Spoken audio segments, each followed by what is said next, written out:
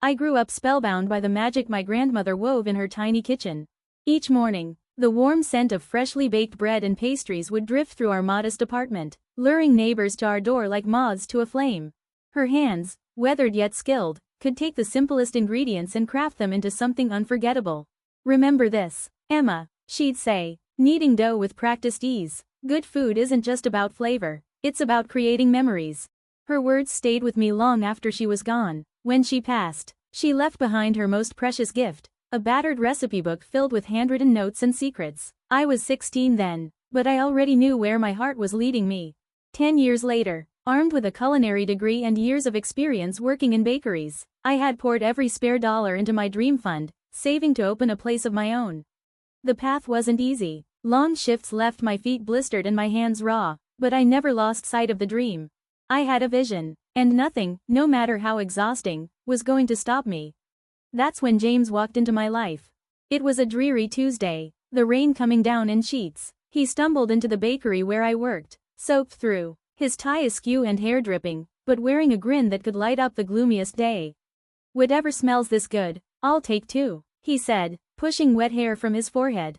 I had just pulled out a tray of my signature lavender honey croissants. "You're in luck," I smiled, handing him one. "First one's on the house."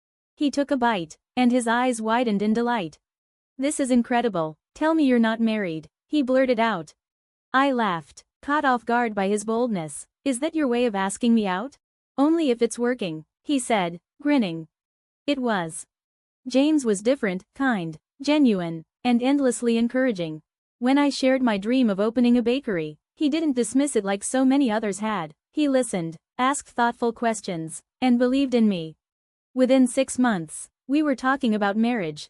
Then I met his family, and everything changed. Patricia Chin, James's mother, was the embodiment of old money and high expectations. With her perfectly coiffed hair, designer clothes, and an icy smile, she made it clear from our first meeting that I didn't belong. As property manager of Crystal Mall, the city's most exclusive shopping center, she carried her status like armor. "So," she said during our first dinner together, her wine glass poised elegantly between manicured fingers, "you're a baker?"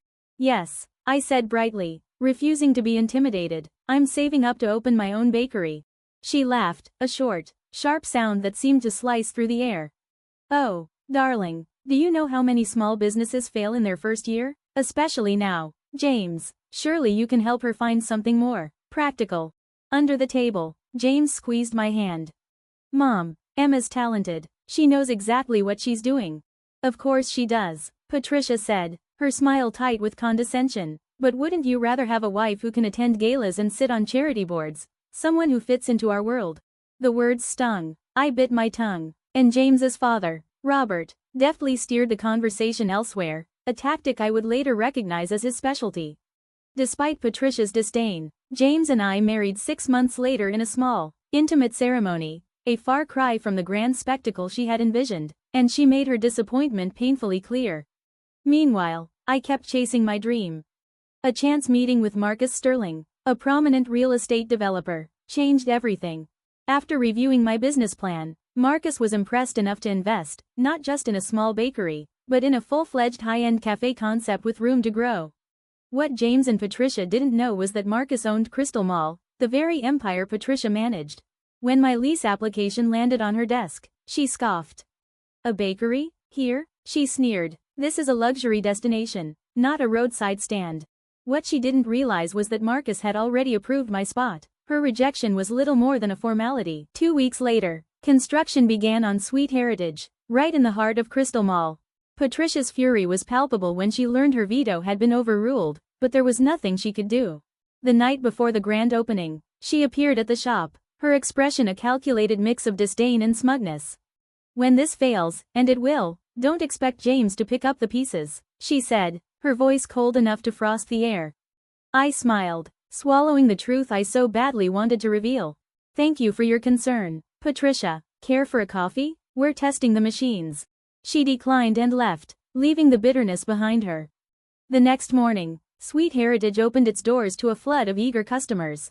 The scent of fresh pastries curled through the mall, and the warm, elegant decor struck the perfect balance between tradition and modern luxury. By noon, we were sold out, Glowing reviews from local food critics began pouring in before the day was even over. Patricia's disapproval didn't stand a chance against the bakery's success. As she stormed away that morning, still unaware of Marcus's quiet hand in my victory, I felt a small, sweet triumph bloom inside me. This wasn't just about proving her wrong, it was about proving myself right. Standing in the middle of my dream, my grandmother's weathered recipe book tucked into my apron pocket, I knew this was only the beginning. The situation came to a head at the mall's monthly tenant meeting. Patricia, ever strategic, scheduled it for the peak of our morning rush, forcing me to send Sarah to manage the bakery while I attended. I slipped into a seat as Patricia, poised and polished, was already mid-speech. As you can see from these charts, she said, tapping a screen, foot traffic in the north wing has become problematic. Certain establishments, she paused, her gaze slicing toward me, are causing congestion, disrupting our established tenants. Before I could respond, the boutique owner next to me spoke up. Actually, since Sweet Heritage opened, our sales are up 30%, their customers browse while waiting, it's been great for business. A murmur of agreement rippled across the room. Patricia's mouth tightened into a thin line. Well, she tried again, there have been complaints about odors. You mean the smell of fresh bread? Someone chuckled. It's wonderful, my clients say it makes them all feel warmer. And what about, Patricia began, but Marcus, silent until now, spoke up from the back of the room. I think we've heard enough, Marcus said smoothly. Sweet Heritage has exceeded expectations and brought in new traffic, let's focus on real issues. Patricia sat down stiffly, her hands clenched around her notes. After the meeting, she cornered me in the hallway. I don't know how you fooled everyone, she hissed, but this won't last. You're not good enough for this mall, or for my son. Mom, James's voice interrupted sharply. He had arrived to meet me for lunch. Patricia's demeanor shifted instantly, her voice softening into syrupy concern. James, darling, I was only saying that this business might be too much stress for Emma, she should focus on family. The only stress I have, I said evenly, is from your interference. How dare you, she snapped, I'm thinking of James's happiness. No, James said, his voice low and hard, you're thinking about yourself. Emma's built something amazing, why can't you be proud of her? Patricia's eyes shimmered with well-practiced tears. I see, she's turned you against me. What kind of woman drives a wedge between a mother and her son? Before either of us could respond, Marcus appeared beside us. My office, now, he said to Patricia, his tone leaving no room for argument. We watched them walk away. James shook his head, exhaling sharply. I'm so sorry, Emma, I didn't realize how bad it was. It's not your fault, I said, though a small part of me wished he'd seen it sooner. Before we could say more, Sarah sprinted up, breathless. Emma, the food critic's review just dropped. The article was everything we had hoped for, raving about our inventive recipes, the cozy atmosphere, the impeccable service.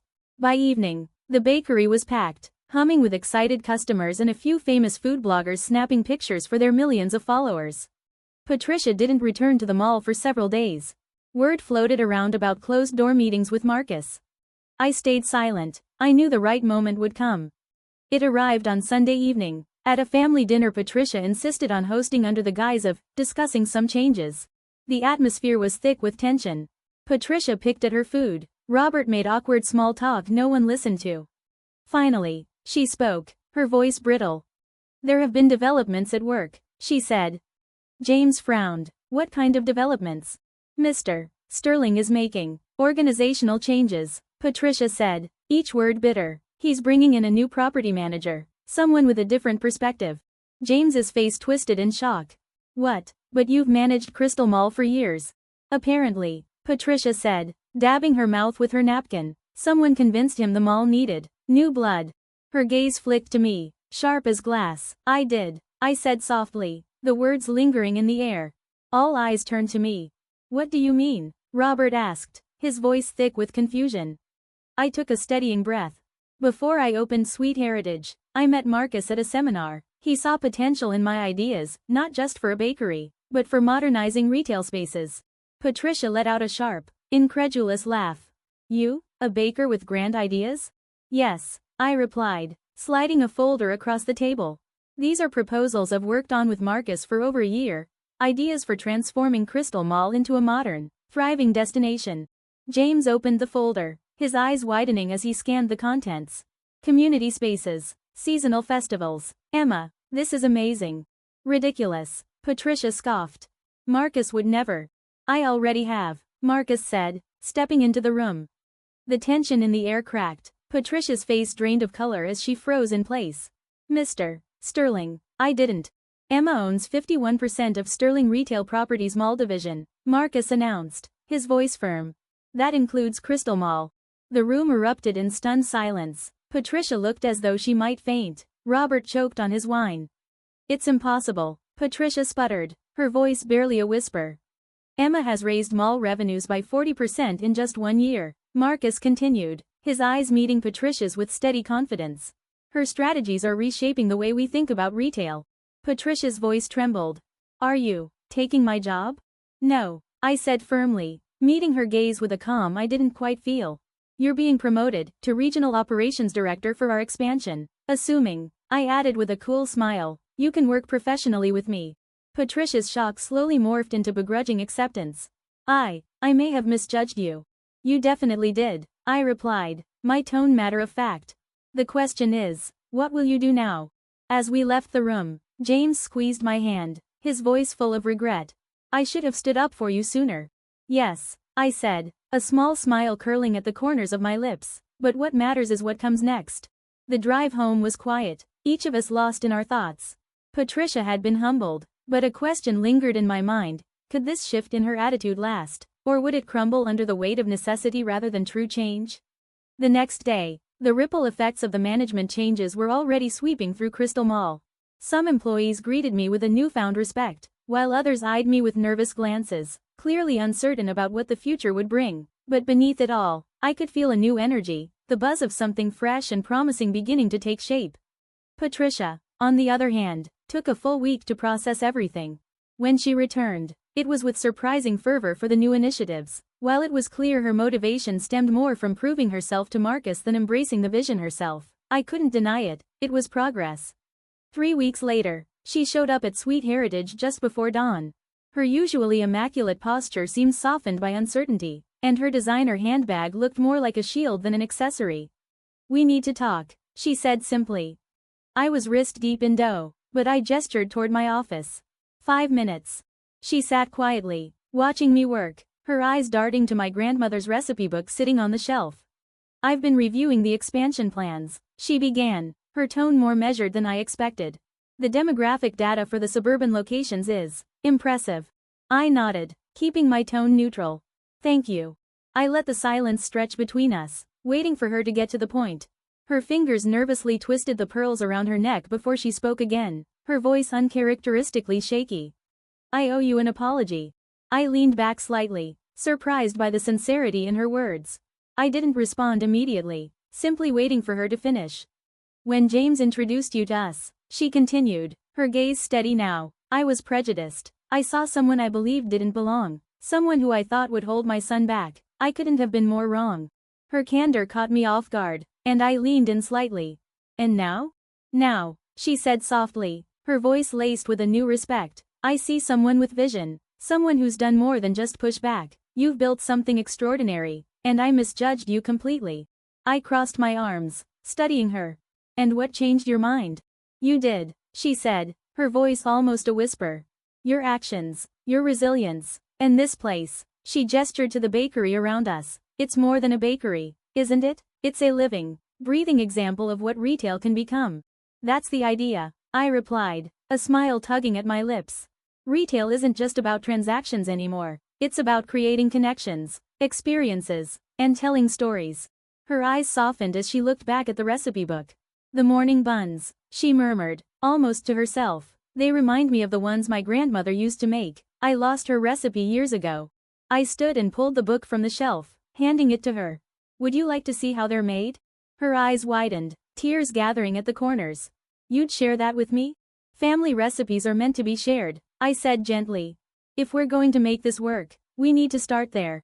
That morning, Patricia donned an apron for the first time in the Sweet Heritage kitchen. Her attempts at morning buns were far from perfect, uneven filling, lopsided shapes, but when she bit into her first creation, her smile was unguarded and genuine. Over the following weeks, Patricia's early morning baking sessions became a regular sight. At first, the other tenants were shocked, but slowly, they began to warm to the idea. Our professional relationship grew stronger, and so, too, did our personal one. Months later, at the grand opening of Sweet Heritage's second location, Patricia was teaching her friends from the country club how to make croissants. Marcus, watching from the side, nudged me with a grin. Never thought I'd see the day. Neither did I replied, my smile just as wide. The expansion flourished, with 5 new locations opening in a year. Each one reflected the heart of the original Sweet Heritage, while embracing Patricia's operational expertise. The morning buns, now a signature item, became the subject of endless speculation among food bloggers. One evening, as we closed the flagship store, Patricia lingered behind. Emma, she said, her voice softer than usual, I've been thinking about your community initiative. Oh? I asked, curious. What if we expanded it? Cooking classes, maybe, teaching people how to create their own family traditions. I smiled warmly. I think that's a wonderful idea. Her hug was unexpected, but genuine. Thank you, she whispered, for not giving up on me. As I drove home that night, I reflected on how life's sweetest triumphs often lie in the connections we forge. Success wasn't just about building a thriving business or proving others wrong. It was about honoring my grandmother's legacy and helping others, even those who had resisted, to grow. The next morning, Patricia was already at Sweet Heritage when I arrived. I was thinking, she said, her apron dusted with flour, maybe we could create a special pastry for James and your anniversary, something that tells your story. Our story, I corrected gently. The bitter and the sweet. She smiled, understanding. Yes, all of it. As we worked side by side, the warm glow of the rising sun filled the kitchen, the scent of fresh possibilities filled the air. It wasn't just a new beginning for the bakery or the mall. It was a new beginning for us all.